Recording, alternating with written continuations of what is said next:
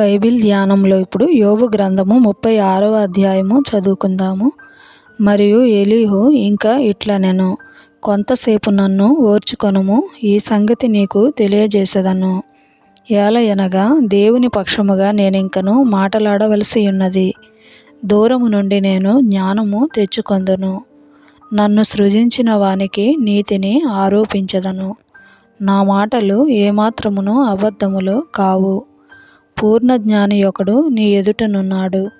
ఆలోచించుము, దేవుడు బలవంతుడు గాని ఆయన ఎవనిని తిరస్కారము చేయడు.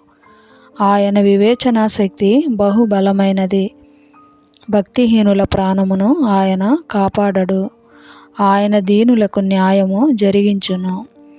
నీతిమంతులను ఆయన చూడకపోడు. సింహాసనము మీద కూర్చుండు రాజులతో ఆయన వారిని నిత్యమును కూర్చుండబెట్టును. వారు ఘనపరచబడుదురు.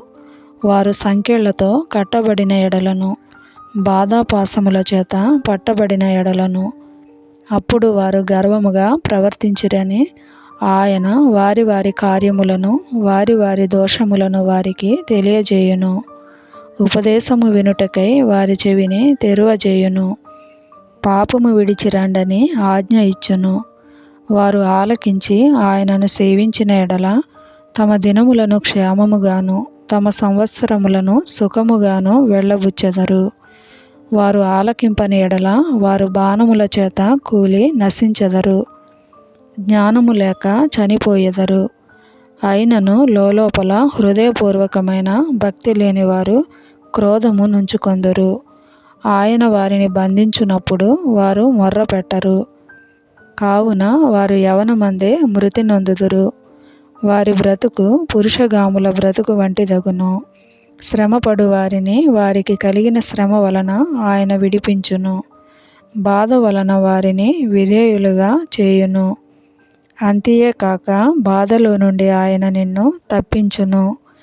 ఇరుకులేని విశాల స్థలమునకు నిన్ను తోడుకొని పోవును. నీ ఆహారమును క్రొవ్వుతో నింపును. దుష్టుల తీర్పు నీలో పూర్తిగా కనబడుచున్నది. న్యాయ విమర్శయు తీర్పును కూడుకొనియున్నవి.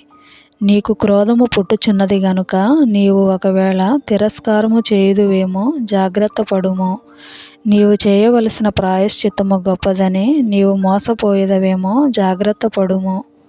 నీవు మొర్రపెట్టుటయు బలప్రయత్నములు చేయుటయు బాధ నొందకుండా నిన్ను తప్పించునా?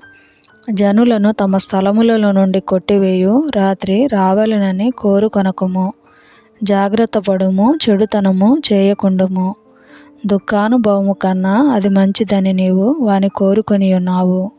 ఆలోచించుము, దేవుడు శక్తిమంతుడై ఘనత వహించినవాడు. ఆయనను పోలిన బోధకుడెవడు? ఆయనకు మార్గము నియమించిన వాడెవడు? నీవు దుర్మార్గపు పనులు చేయుచున్నావని ఆయనతో ఎవడు పలుక తెగించును? మనుషులు కీర్తించిన ఆయన కార్యమును మహిమపరచుటకై నీవు జాగ్రత్త పడుము. మనుషులందరూ దాని చూచెదరు. నరులు దూరమున నిలిచి దాని చూచెదరు. ఆలోచించుము, దేవుడు మహోన్నతుడు, మనము ఆయనను ఎరుగము. ఆయన సంవత్సరముల సంఖ్య మితిలేనిది. ఆయన ఉదక బిందువులను పైనుండి కురిపించును. మంచుతో కూడిన వర్షము వలె అవి పడును. మేఘములు వాటిని కుమ్మరించును. మనుషుల మీదికి అవి సమృద్ధిగా దిగును. మేఘములు వ్యాపించు విధమును ఆయన మందిరములో నుండి ఉరుములు వచ్చు విధమును ఎవడైనను గ్రహింపజాలునా? ఆయన తన చుట్టూ తన మెరుపును వ్యాపింపజేయును. సముద్రపు అడుగు భాగమును ఆయన కప్పును. వీటి వలన ఆయన ఆయా ప్రజలకు తీర్పు తీర్చును. ఆయన ఆహారమును సమృద్ధిగా ఇచ్చువాడు. ఇరు ప్రక్కలను ఆయన మెరుపులు మెరిపించును. గురికి తగలవలెనని ఆయన దానికి ఆజ్ఞాపించును. ఆయన గర్జనము ఆయనను ప్రసిద్ధి చేయును. తాను వచ్చుచున్నాడని ఆయన పశువులకును తెలుపును.